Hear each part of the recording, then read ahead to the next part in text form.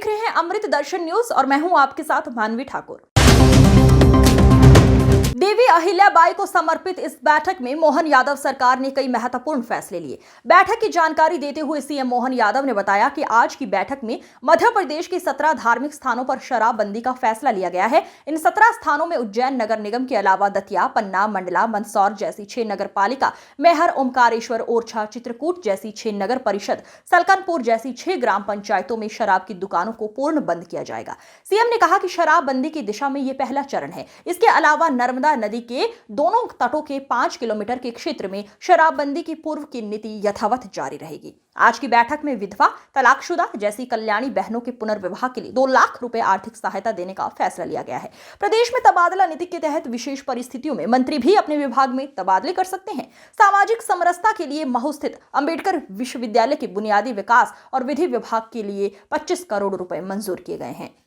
की नगरी, उनके काल की राजधानी, हम सबका सौभाग्य है। उनकी 300वीं जन्म शताब्दी के अवसर पर हमने पूरे वर्ष, जैसे आपकी जानकारी है कि पहले दशहरे के अवसर पर भी शस्त्र पूजन का कार्यक्रम इसी महेश्वर और इंदौर में किया गया था। ये हमारी प्राचीन गौरवशाली अतीत की राजसत्ताओं के आदर्शों को पुनः नमन करने का ये उपक्रम है। उस भाव के आधार पर हमने आज कैबिनेट की है। मुझे इस बात की प्रसन्नता है कि हमारे मंत्रिमंडल के सभी माननीय मंत्रीगणों के साथ, माननीय उप मुख्यमंत्रीगणों के साथ, और हमने ये निर्णय किए वो भी माँ अहिल्या के उस शासन काल को स्मृति में रखते हुए आज का दिन ऐतिहासिक बनाने का प्रयास किया गया है। मुझे इस बात की प्रसन्नता है कि आज जब हम यहाँ अहिल्या माता की नगरी में आए तो सबसे पहले हम माँ अहिल्या के उस किले में उनकी राजगद्दी को नमन करते हुए माँ नर्मदा के पूजन आशीर्वाद के बाद मीटिंग में गए।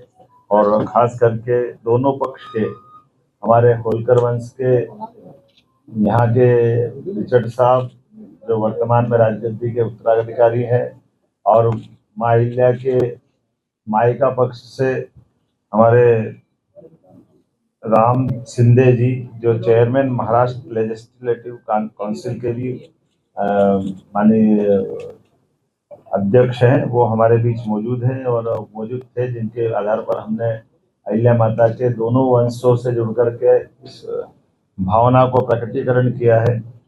कुछ निर्णय आज हमने और अहिल्या माता को दृष्टिगत रखते हुए किए हैं। एक तो खास करके हमारी अपनी सामाजिक समरसता की भावना का जो अहिल्या माता का भाव रहा है, इसी आधार पर डॉक्टर भीमराव सामाजिक विज्ञान विश्वविद्यालय को 25 करोड़ राशि देकर के हमने हमारी जो अंबेडकर विश्वविद्यालय महू में है, इसका विधि संकाय को और अन्य आधारभूत संरचनाओं के लिए ये राशि देने की घोषणा की है, जिस आधार पर हमारा अंबेडकर विश्वविद्यालय और अच्छा हो।